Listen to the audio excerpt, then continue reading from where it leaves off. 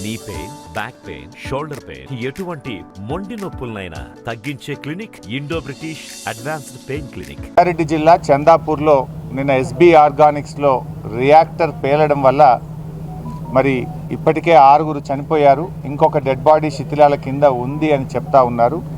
చాలామంది కూడా గాయపడ్డారు. ఇది సంఘటన జరగడం చాలా దురదృష్టకరం. అయితే బాధ కలిగేటువంటి అంశం ఏంటంటే ఇటు చనిపోయిన మృతుల కుటుంబాలను కానీ క్షతగాత్రులైనటువంటి వారిని ఆదుకోవడంలో అటు కంపెనీ యాజమాన్యము ఇటు ప్రభుత్వము ఘోరంగా ఫెయిల్ అయిపోయారు. మేము ఈరోజు నిన్న సంఘటన తెలవగానే గౌరవ శాసనసభ్యురాలు సునీతా లక్ష్మారెడ్డి గారు సంఘటనా స్థలానికి వెళ్ళి అధికారులందరితో కూడా మాట్లాడి యాజమాన్యంతో కూడా వారు మాట్లాడి సూచనలు ఇచ్చారు. కానీ దురదృష్టం ఏంటంటే నిన్న 2 మంత్రులు వచ్చి చూసిపోయినారు తప్ప కనీస చర్యలు కూడా తీసుకున్నటువంటి పరిస్థితి. అంటే ఈ వరుస సంఘటనలు జరుగుతూ ఉన్నాయి. ఇప్పుడు ఇదే హత్నూర మండలంలో కోవాలెంట్లో గత వారంలో ఒక సంఘటన జరిగి రియాక్టర్ పేలి 3 చనిపోయారు. ఇవాళ చందాపూర్లో రియాక్టర్ పేలి 6 చనిపోయారు. పోయిన నెల పటాన్ చెరువు పాషమైలారం ప్రాంతంలో రియాక్టర్ పేలి అక్కడ కూడా కొంతమంది చనిపోవడం జరిగింది. వరుస సంఘటనలు జరుగుతున్నా కూడా ప్రభుత్వము కనీసం పట్టించుకున్నటువంటి పరిస్థితి లేదు.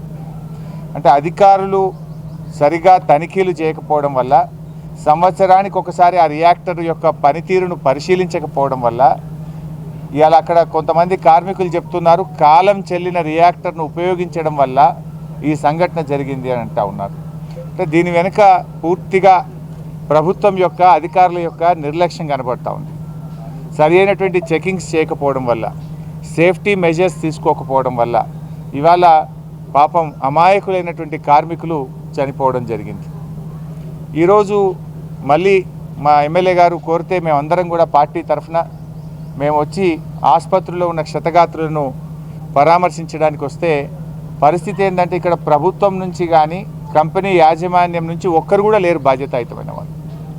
వాళ్ళని గాలికి వదిలేసినారు. దాదాపు ఇప్పుడు ఎంఎన్ఆర్ హాస్పిటల్లో 12 మంది క్షతగాత్రులు ఉంటే ఇటు వైద్య ఆరోగ్య శాఖ నుంచి కానీ జిల్లా యంత్రాంగం నుంచి కానీ యాజమాన్యం నుంచి కానీ ఒక్కరు కూడా వాళ్ళ బాగోగులు చూడడానికి ఇక్కడ ఒక మనిషి కూడా లేడు. ఎవరు పట్టించుకున్నటువంటి పరిస్థితి లేదు. వాళ్ళని మేము మాట్లాడినప్పుడు ఆందోళనలో ఉన్నారు. పాపం కొంతమంది ఇతర రాష్ట్రాల వాళ్ళు, కర్ణాటక, బీహార్, ఆంధ్రప్రదేశ్, ఇతర రాష్ట్రాల వాళ్ళు ఉన్నారు, మన తెలంగాణ రాష్ట్రం వాళ్ళు ఉన్నారు. మా వైద్యం ఎట్లా అని ఆందోళన చెందుతూ ఉన్నారు. మా పిల్లలు, మా ఫ్యామిలీ ఎట్లా అని ఆందోళన చెందుతూ ఉన్నారు. ఖర్చులకు ₹1 కూడా ఎవరు సహాయం అందించలేదు అని కన్నీళ్లు పెట్టుకుంటున్నటువంటి పరిస్థితి ఉంది. ఇలా క్షతగాత్రులకు కొంత సహాయం అందించి ప్రభుత్వం నుంచి, యాజమాన్యం నుంచి బాధ్యతాయుతమైనటువంటి వ్యక్తులు అక్కడ ఉండి వారికి వైద్యం అందించాల్సినటువంటి పరిస్థితి. ఇంకా బాధాకరమైన విషయం ఏంటంటే అసలు ఎవరు ఎక్కడున్నారు, ఇప్పటికీ ఎంతమంది క్షతగాత్రులయ్యారు, ఎంతమంది చనిపోయారని లెక్కలు కూడా సరిగా చెప్తలేరు. ఫైర్ డీజీ వచ్చి ఆయన ఒక లెక్క చెప్తారు, కలెక్టర్ గారు ఒక లెక్క చెప్తారు, పోలీసులు ఒక లెక్క చెప్తున్నారు. అసలు చనిపోయిన వారి వివరాలు కానీ, ఎవరు ఏ హాస్పిటల్లో ఉన్నారు, ఎవరు ఎక్కడికి వెళ్ళారు, క్షతగాత్రులు ఎందరు ఉన్నారో కూడా ఎవరిని అడిగినా సరిగా చెప్పనటువంటి పరిస్థితి ఉంది.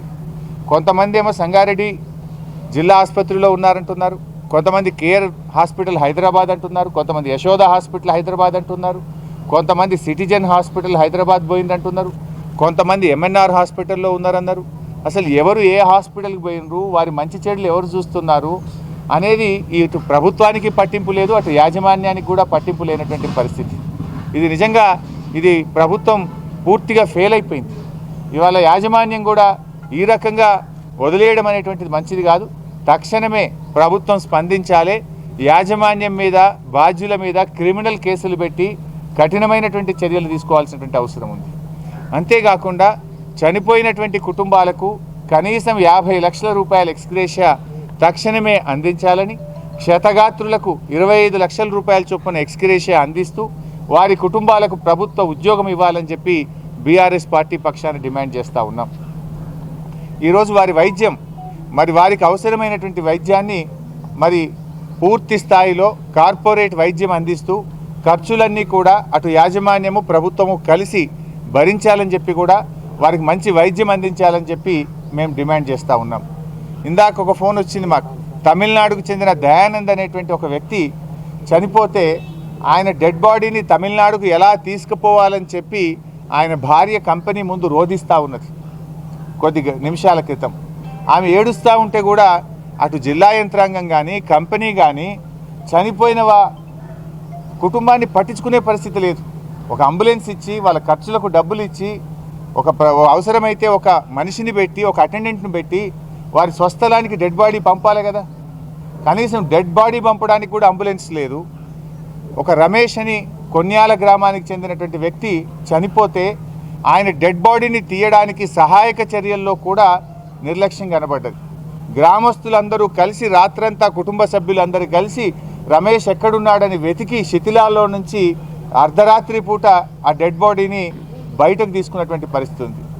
పోలీస్ అధికారులు కూడా ఆందోళనలో ఉన్నటువంటి కుటుంబ సభ్యుల మీద దురుసుగా ప్రవర్తించడం, లాఠీ చార్జ్ చేయడం, ఇది ఎక్కడి పద్ధతి అని నేను అడుగుతా ఉన్నా. సహాయక చర్యలు చేసి మనోధైర్యాన్ని అందించి మంచి వైద్యాన్ని అందించాల్సినటువంటి వాళ్ళు పైగా దురుసుగా ప్రవర్తించి వాళ్ళ మీద లాఠీ చార్జ్ చేసినటువంటి సంఘటనను తీవ్రంగా మేము ఖండిస్తూ ఉన్నాం.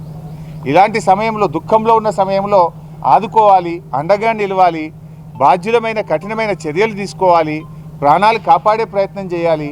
మేము జిల్లా వైద్య ఆరోగ్య శాఖ అధికారులను అడిగితే అసలు ఎంతమంది గాయపడ్డారు, ఏ ఆసుపత్రుల్లో ఉన్నారంటే లెక్క చెప్పలేని పరిస్థితి ఉన్నది. ఇదేం పద్ధతి అండి? అందరినీ ఒక దగ్గర చేర్చి అవసరమైన వాళ్ళను ఇంకా వాళ్ళకు మెరుగైనటువంటి వైద్యం కోసం హైదరాబాద్కు పంపించి వైద్యం అందించాలి. ఒక్కొక్కరు ఒక్కొక్క హాస్పిటల్లో ఉన్నారు. ఎవరు ఎక్కడికి పోయినరు, ఎవరు ఏ హాస్పిటల్లో వైద్యం పొందుతున్నారని అటు జిల్లా అధికారులకు పట్టి లేదు, ఇటు కంపెనీ యాజమాన్యానికి కూడా పట్టి లేనటువంటి పరిస్థితి ఉంది.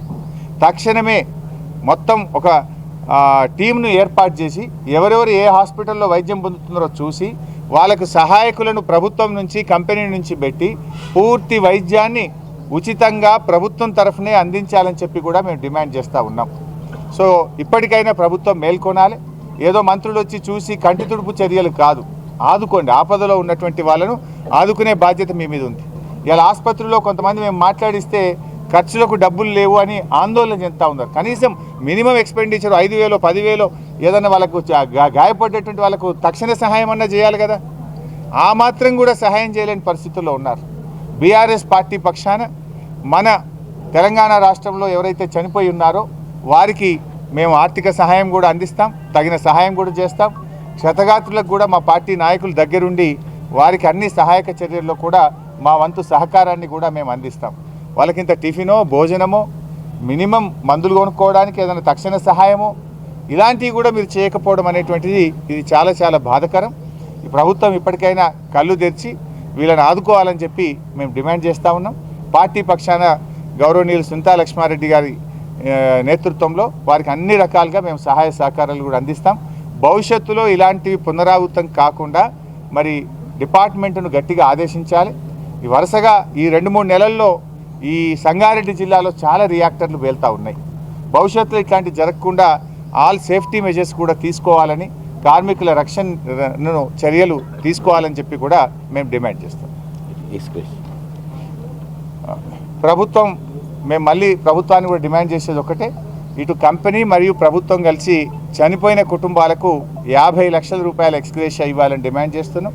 క్షతగాత్రులకు 25 లక్షల రూపాయల ఎక్స్గ్రేషియాను, అదేవిధంగా పూర్తి వైద్యాన్ని వారి కుటుంబ సభ్యులకు, చనిపోయిన కుటుంబ సభ్యులకు ఉద్యోగాన్ని కూడా ఇవ్వాలని మేము ప్రభుత్వాన్ని డిమాండ్ చేస్తాం. మరిన్ని వీడియోస్ కోసం ఛానల్ ని సబ్స్క్రైబ్ చేయండి, లేటెస్ట్ అప్డేట్స్ కోసం వాట్సాప్ ఛానల్ ని ఫాలో చేయండి అండ్ లింక్ డిస్క్రిప్షన్ లో ఉంది.